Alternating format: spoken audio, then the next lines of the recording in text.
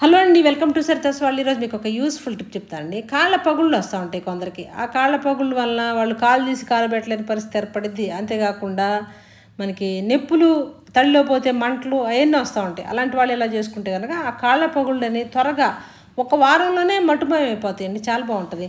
కర్పూరం బిళ్ళలు తీసుకోవాలి, బాగా మెత్తగా చేసేసి చక్కగా ఒక ప్లేట్లో వేసేసుకొని దానిలో ఒక అర స్పూన్ దాకా పసుపు వేసుకోవాలి, ఒక పావు స్పూన్ దాకా ఈ కొబ్బరి నూనె వేసుకోవాలి. మన ఇంట్లో ఏ కొబ్బరి నూనె అయితే వాడతామో అది వేసేసుకోవాలి.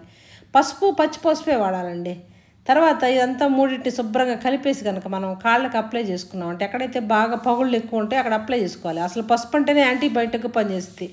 చాలా త్వరగా తగ్గిపోతాయండి ఈ కాళ్ళ పగుళ్ళు అనేవి. సూపర్గా అయితే తగ్గిపోతాయి.